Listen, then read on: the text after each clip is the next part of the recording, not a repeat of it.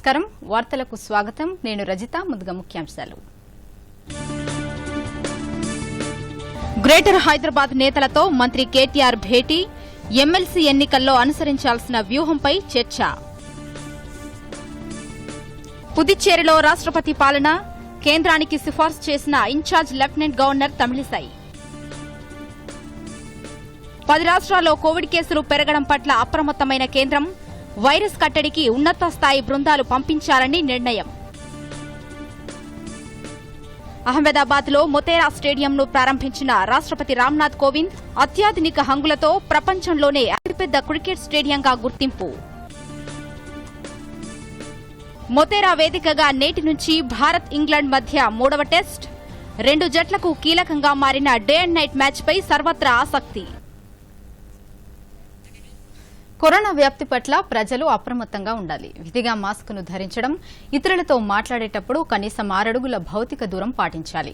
తరచూ చేతులను శుభ్రంగా కడుక్కోవడం, వైద్యులు సూచించిన విధంగా ముందస్తు జాగ్రత్త చర్యలు పాటించడం ద్వారా కరోనాను నిరోధించవచ్చు. ఇక వివరాలు గుజరాత్ అహ్మదాబాద్లోని మొతేరాలో నిర్మించిన సర్దార్ వల్లభాయ్ పటేల్ క్రికెట్ స్టేడియాన్ని రాష్ట్రపతి రామ్నాథ్ కోవింద్ కొద్దిసేపటి క్రితం ప్రారంభించారు. ఈ కార్యక్రమంలో కేంద్ర హోంమంత్రి అమిత్ షా, కేంద్ర క్రీడల శాఖ మంత్రి కిరణ్ రిజిజు, గుజరాత్ ఉప ముఖ్యమంత్రి నితిన్ పటేల్ తదితరులు పాల్గొన్నారు. అత్యాధునిక హంగులతో నిర్మించిన మొతేరా స్టేడియం ప్రపంచంలోనే అతిపెద్ద స్టేడియంగా ఘనత సాధించింది. 63 ఎకరాల విస్తీర్ణంలో 800 కోట్ల వ్యయంతో నిర్మించిన మొతేరా స్టేడియంలో 1.10 లక్షల మంది కూర్చుని మ్యాచ్ను వీక్షించవచ్చు. ప్రధానమంత్రి నరేంద్ర మోదీ డ్రీమ్ ప్రాజెక్ట్ అయిన మొతేరా స్టేడియంలో 76 కార్పొరేట్ బాక్సులు, ఒలింపిక్ స్థాయి స్విమ్మింగ్ పూల్, ఇండోర్ అకాడమీ, అథ్లెట్లకు 4 డ్రెస్సింగ్ రూమ్లు, ఫుడ్ కోర్టులు, జీసీఏ క్లబ్ హౌజ్లు ఉన్నాయి. వర్షం పడ్డ అనంతరం పిచ్ను 30 నిమిషాల్లోనే ఆరబెట్టవచ్చు. ఈ స్టేడియంలో ఏర్పాటు చేసిన అత్యాధునిక ఎల్ఈడీ ఫ్లాట్ లైట్లు వాతావరణాన్ని ఏమాత్రం వేడెక్కించవు. అలాగే ప్రేక్షకులకు ఏ స్టాండ్ నుండి అయినా ఒకేలాంటి వీక్షణ అనుభూతిని అందిస్తుంది. ఇక్కడ ఏర్పాటు చేసిన కార్పొరేట్ బాక్సుల్లో 25 మంది కూర్చునే సామర్థ్యం ఉంది. 2 జట్లకు భారీ డ్రెస్సింగ్ రూమ్లు నిర్మించారు. ప్రత్యేక అత్యాధునిక జిమ్లను కూడా ఏర్పాటు చేశారు.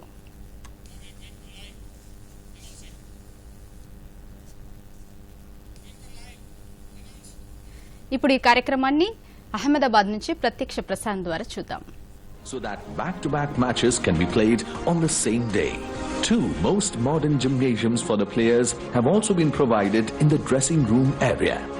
The state-of-the-art subsoil drainage system enables water to be drained off within 30 minutes from the time it stops raining, avoiding cancellation of matches due to wet ground.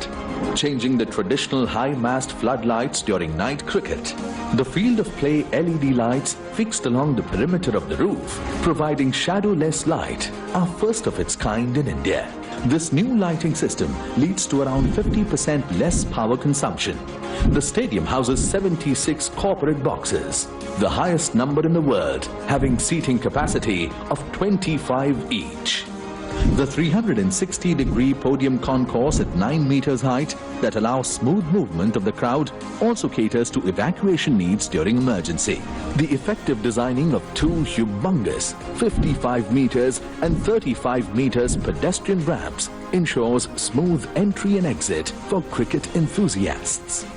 The stadium offers ample parking space for 4 and 2-wheelers. దేశంలో కొన్ని రాష్ట్రాల్లో Covid కేసులు తిరిగి పెరుగుతుండడం పట్ల కేంద్ర ప్రభుత్వం అప్రమత్తమైంది. కేసులు పెరుగుతున్న మహారాష్ట్ర, కేరళ, ఛత్తీస్గఢ్, మధ్యప్రదేశ్, గుజరాత్, పంజాబ్, కర్ణాటక, తమిళనాడు, పశ్చిమ బెంగాల్, జమ్మూ కశ్మీర్ రాష్ట్రాలకు ఉన్నత స్థాయి బృందాలను పంపించాలని నిర్ణయించింది. ఆయా రాష్ట్రాల్లో కోవిడ్ కట్టడి చేసేందుకు తీసుకోవాల్సిన చర్యలను ఈ బృందాలు సూచిస్తాయి. ఈ 10 రాష్ట్రాల్లో కేసులు పెరగడానికి దారితీసిన పరిస్థితులను విశ్లేషిస్తాయి. వైరస్ వ్యాప్తి చెందకుండా రాష్ట్ర ప్రభుత్వాలు తీసుకుంటున్న చర్యలను కూడా పర్యవేక్షిస్తాయి.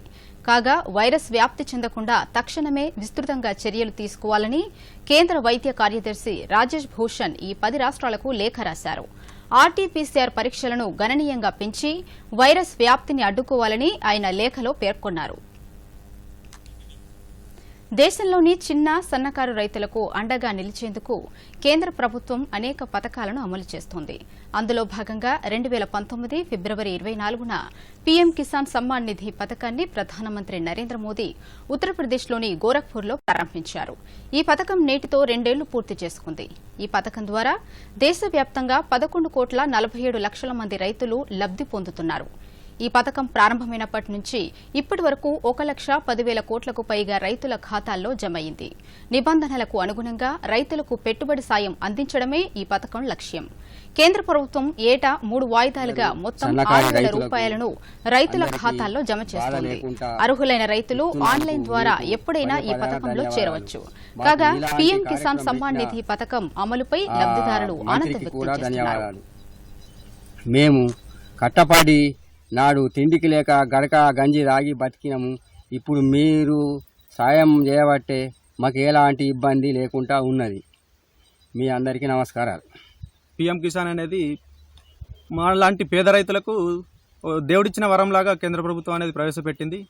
ఈ సమ్మాను డబ్బులు ఎవరో వేరే వడ్డీ వ్యాపారుల దగ్గరికి పోకుండా ఈ గవర్నమెంట్ ఇచ్చే డబ్బులతోని మాకు మందులు కానీ విత్తనాలు కానీ తీసుకునేందుకు చాలా ఉపయోగం. కరోనా టైంలో కూడా డబ్బులు వెనకాడకుండా కరెక్ట్ టైంలో కూడా ఇచ్చి మమ్మల్ని చాలా ఆదుకున్నారు. మాకు మోడీ గారికి ప్రత్యేకంగా ధన్యవాదాలు తెలియజేస్తున్నాం రైతుల తరపున.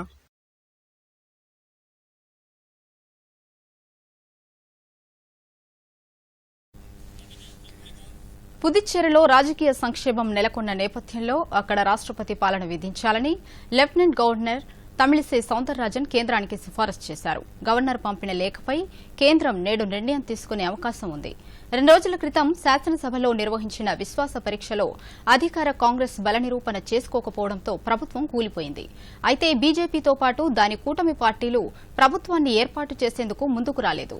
ఈ నేపథ్యంలోనే అక్కడ రాష్ట్రపతి పాలన విధించాలని లెఫ్టినెంట్ గవర్నర్ సిఫారసు చేసినట్లు తెలుస్తోంది.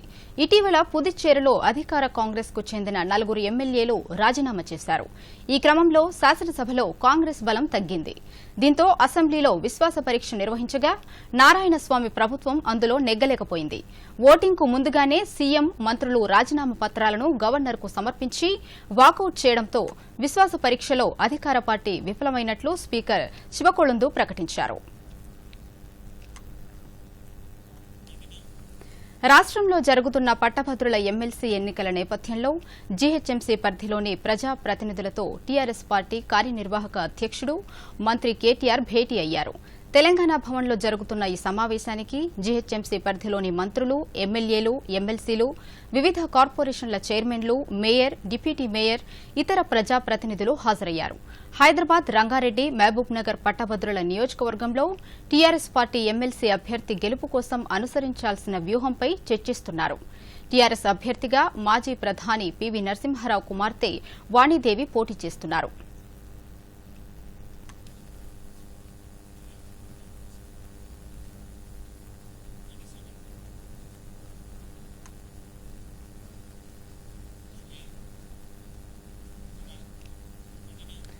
తెలంగాణలో త్వరలో జరగనున్న 2 పట్టభద్రుల కోటా ఎమ్మెల్సీ ఎన్నికలకు దాఖలైన నామినేషన్ల పరిశీలనను అధికారులు ప్రారంభించారు. జీహెచ్ఎంసీ కార్యాలయంలో మహబూబ్ నగర్, రంగారెడ్డి, హైదరాబాద్ ఎమ్మెల్సీ స్థానానికి దాఖలైన నామినేషన్ పరిశీలన జరుగుతోంది. ఎన్నికల సంఘం పరిశీలకులు హర్ప్రీత్ సింగ్ పర్యవేక్షణలో రిటర్నింగ్ అధికారి ప్రియాంక అలా ఆధ్వర్యంలో అధికారులు నామినేషన్లను పరిశీలిస్తున్నారు. ఈ స్థానానికి 110 మంది అభ్యర్థులు 179 సెట్ల నామినేషన్లు వేశారు. కాగా నల్గొండ, మహబూబ్ నగర్, ఖమ్మం స్థానానికి దాఖలైన నామినేషన్లను నల్గొండలో రిటర్నింగ్ అధికారి ప్రశాంత్ పాటిల్ ఆధ్వర్యంలో అధికారులు పరిశీలిస్తున్నారు. ఈ స్థానానికి 78 మంది అభ్యర్థులు 123 సెట్ల నామినేషన్లు వేశారు.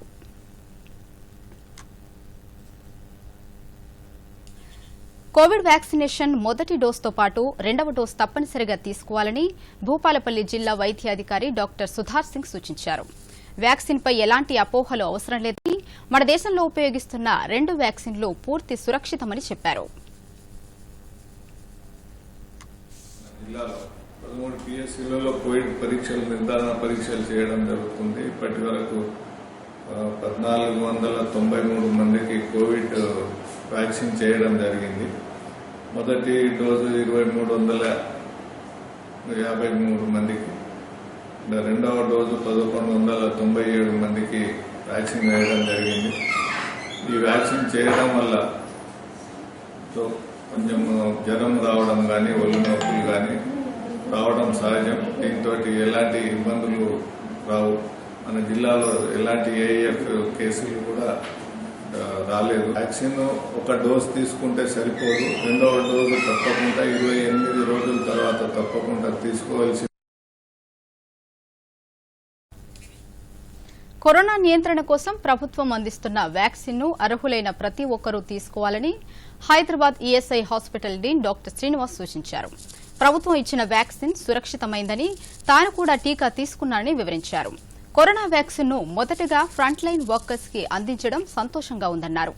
కోవిడ్ నియంత్రణకు అందరూ వ్యాక్సిన్ చేయించుకోవాలని సూచించారు. వ్యాక్సిన్ వల్ల ఎలాంటి సైడ్ ఎఫెక్ట్లు రావని, అసత్య ప్రచారం నమ్మవద్దని కోరారు. And my humble request to all the frontline workers and the common people in the next phase of vaccination that we should not be scared of any of the side effects of the vaccine. It's a safe vaccine. I have also taken the first dose, and it's time that we all take part in this moment and then go with the vaccination program which the government has started. We should take the vaccine. Vaccines are very safe, and we should fight together to go with the pandemic of the COVID which is happening over here.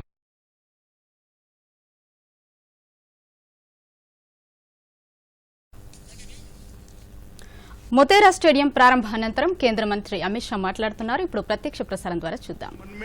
एक श्रद्धा जागृत हो गई कि हमारा लोकतंत्र नीचे तक percolate हो चुका है. एक सामान्य घर से जन्मा हुआ, संघर्ष करा हुआ व्यक्ति, एक देहात के अंदर पला बड़ा व्यक्ति अपनी शिक्षा के दम पर, अपने कर्तृत्व के दम पर, अपनी निष्ठा के दम पर और अपनी मेहनत के दम पर भारत के सर्वोच्च स्थान पर विराजमान हो सकता है. यही हमारे लोकतंत्र का गौरव. जब मैं पार्टी में था, कोविद जी भी पार्टी का काम करते थे, हमने साथ में बहुत काम किया है. इतनी सरलता, इतनी लगन, इतनी मेहनत शायद ही किसी व्यक्ति में एक साथ मिलती है. और अपने आप को आगे न करते हुए चुपचाप अपने दिया हुआ काम करना और गौरव के साथ करना और काम को भी गौरव करना, ये किसी दक्ष व्यक्ति में ही इतने सारे गुण समाहित होते हैं. राष्ट्रपति बनने के बाद राष्ट्रपति भवन को उन्होंने आम जन के लिए खुला कर दिया और राष्ट्रपति भवन के अंदर कई ऐसी एक्टिविटियां की, कई ऐसी गतिविधियां की जिसके माध्यम से राष्ट्रपति भवन लोगों को आज अपना लगने लगा है. और मैं मानता हूं इससे हमारे लोकतंत्र का गौरव बढ़ा है.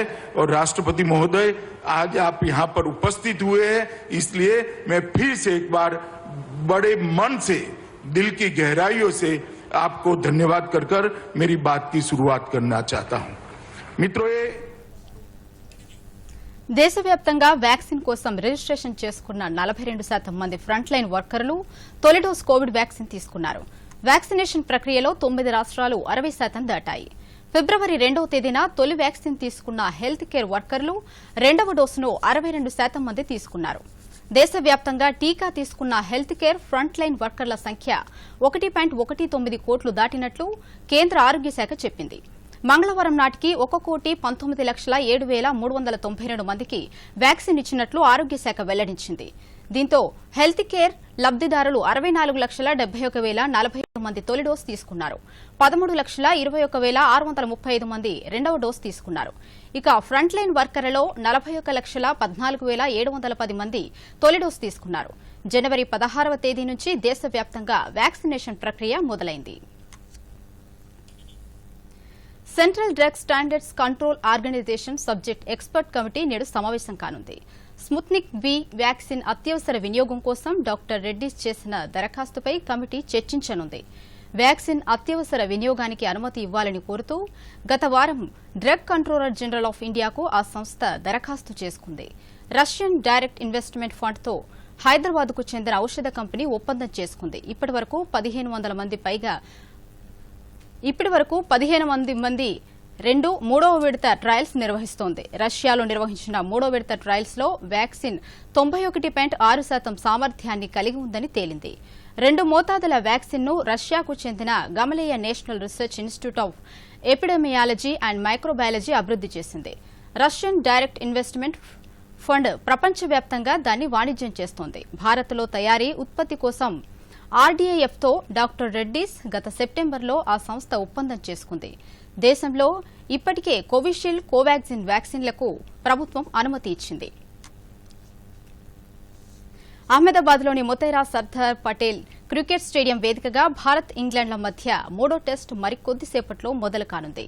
4 మ్యాచ్ల సిరీస్లో ఇరు జట్లు 1-1తో సమంగా ఉన్నాయి. తొలి మ్యాచ్లో ఇంగ్లాండ్ గెలవగా 2వ టెస్టులో భారత్ విజయం సాధించింది. దీంతో ఈ 3వ టెస్టు 2 జట్లకు కీలకంగా మారింది. అసలే భారీ స్టేడియం, పైగా డే అండ్ నైట్లో గులాబీ బంతితో మ్యాచ్ జరగబోతుండడం క్రికెట్ అభిమానుల దృష్టిని ఆకర్షిస్తోంది. 2వ టెస్టులో చిత్తుగా ఓడినప్పటికీ ఇంగ్లాండ్ను తక్కువ అంచనా వేయడానికి వీల్లేదన్నది స్పష్టం. ఈ మ్యాచ్ పరిస్థితులు ఆ జట్టుకు బాగా కలిసొచ్చేవే. పైగా బేర్స్టో, అండర్సన్, ఆర్చర్, క్రాలీల పునరాగమనంతో ఆ జట్టు బలం పెరగబోతోంది. ఇక 100వ టెస్టు ఆడబోతున్న భారత బౌలర్ ఇషాంత్పై అందరి దృష్టి ఉంది. భారత్ తరపున ఇప్పటివరకు కపిల్ దేవ్ 131 టెస్టులు ఆడగా ఆ తర్వాత ఈ మైలురాయిని అందుకోనున్న భారత ఫాస్ట్ బౌలర్ ఇషాంతే.